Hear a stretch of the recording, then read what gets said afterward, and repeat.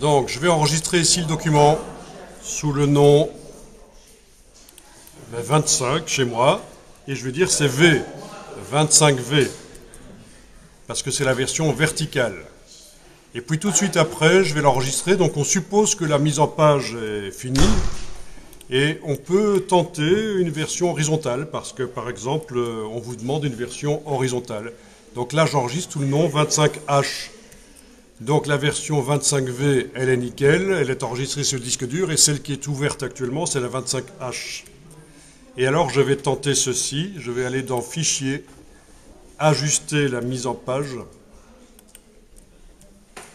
et je vais dire, tiens, je vais garder le format lettre, ok, mais ça va être horizontal au lieu de vertical. Alors, on va laisser la taille de la police identique parce que la feuille a le même format, donc je ne vais pas adapter la taille des polices. Normalement, ça devrait marcher. Ok, on va pouvoir cocher ça, mais c'était pas vraiment nécessaire, je pense. Ajuster le contenu verrouillé, ça c'est très bien, parce qu'on ne voudrait pas que ce qui est sur les cales verrouillées ne bouge pas. Je clique sur OK, et voilà, j'ai une version horizontale du document. Bien sûr, il y a des choses qui foirent, il faut aller réajuster certaines choses. C'est normal. Et ça marchera surtout bien si vous faites en sorte que les blocs, notamment les blocs texte, collent sur les marges. Ça va aider beaucoup pour transformer un document de vertical à horizontal ou inversement d'horizontal à vertical. Donc, c'est pratique. Au lieu de devoir recommencer toute une mise en page, vous pouvez demander à InDesign de dégrossir le travail et donc vous adaptez déjà automatiquement. Bien sûr, il y a des ajustements à faire. Il y a des ajustements, les choses ne tombent pas nécessairement au bon endroit. C'est parfois un peu foireux. Mais ça aide. Ah tiens, l'image par exemple là de la feuille n'apparaît pas en entier. Ok.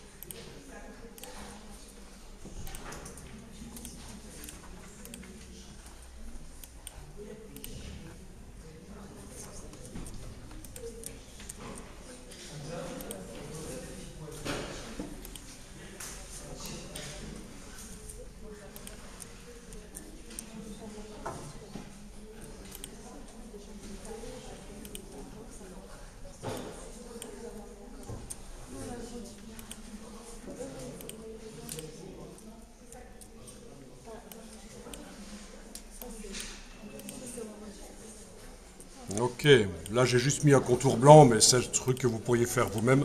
Contour blanc sur l'image, si on pense que ça peut apporter quelque chose au niveau de la mise en page. Ok. Et autre chose, j'ai remarqué que quand j'ai redimensionné l'image de la feuille, ça passait en dessous en fait des carrés. C'était pas génial, donc j'ai sélectionné l'image des feuilles d'arbre là, et j'ai demandé objet, disposition, premier plan, et ça envoie tout au-dessus.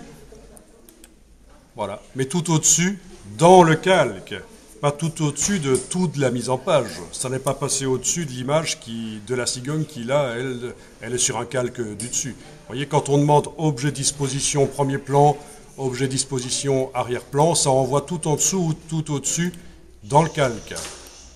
Voilà. Bon, tout ça est très intéressant.